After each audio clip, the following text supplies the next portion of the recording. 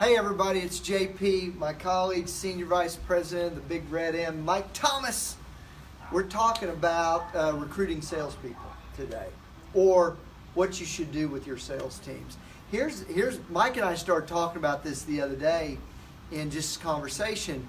I bet I've had in the last 2 weeks a half a dozen associations call and say, hey, we're looking for a salesperson. We want to bring somebody on board, and they're really having difficulty. I mean, they're really struggling to find people to fill these slots right now. What do you think's going on? Well, I mean, for starters, in the DC area, there's record low unemployment. It is hard to find good people.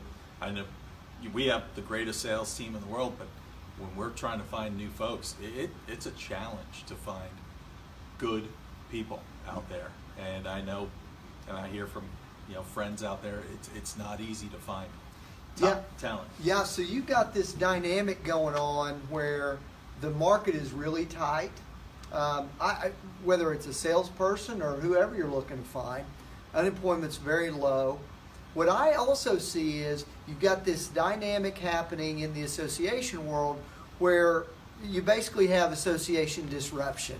You have the membership value proposition may need updated. You have maybe some archaic dues structures or membership categories that may not be reflective of the industry. That's a little bit of out of whack. You have the same programs that you've been rolling out year after year after year, and you're putting more, you may be, putting more pressure on the sales team. Or, these sales folks aren't going to work out, let's go get some new ones. And our position right now that you and I have been talking about is, hey, this may not be the time to do that. This might be the time to double down with your existing team.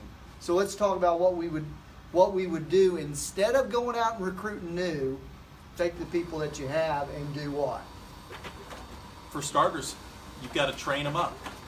You want to invest in your people, whether it's internal training or external training.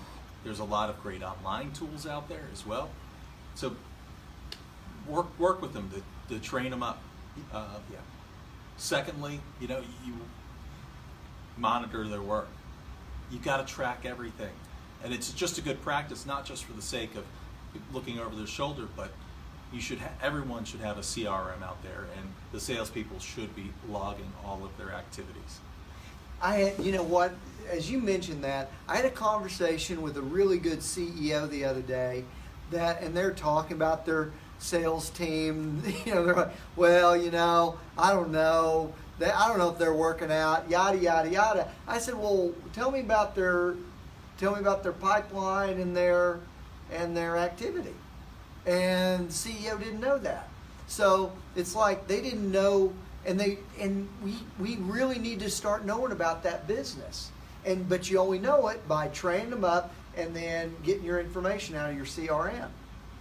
Absolutely. I mean, and it's a great way as a sales manager to look at the messages that they're using. What are they doing? And also, what are they hearing? Yeah. Because it's a great opportunity to then give feedback. It's not necessarily you want to look at every single email up there. Nobody has time for that.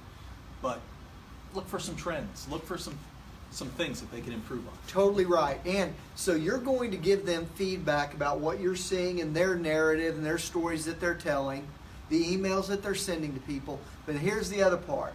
Feedback needs to go two ways. It needs to be a full circle. Listen to them and what they're saying. Like, I've got a really good friend of mine that's in the association space, and they could have some bias around because, you know what? It's the way we grew up in the space. Phone call. Get on the phone. And I'm a big proponent of the phone, right? You can't just rely on emails. But you've got to listen to your team if they're saying, hey, man, I've churned out 100 phone calls and no one's answered the phone. You got to have a change in tactics. So make sure that you're listening to the sales team so you can adjust your strategies, adopt some new programs, maybe some new things, right? So that feeds, training, monitor their CRM, feedback loop. So you're real, and you know what all this is about? there's one thing, and that is support. That is basically supporting your sales team, Yes. right?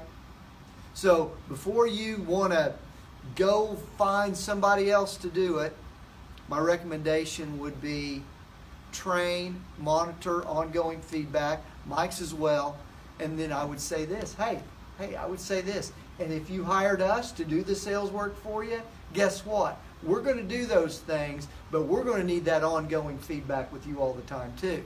So even if you hired us, which we would love, right? That's not what we're here to do today. But if you hired us, we'd want feedback with you. You know, we're going to do the training. We're going to do that CRM work, but you're just not going to hand us a bunch of leads and go like that. It doesn't work that way anymore. Absolutely right. Tight market, we think you ought to look underneath the hood and see what you can do to make sure that that is humming along perfectly before you go out and try to hire somebody in a tight market. Mike, thanks for joining me on this. You got it. On behalf of Mike and Ryan and the rest of the Murray Company team, we'll talk to you next time on the Association Playbook.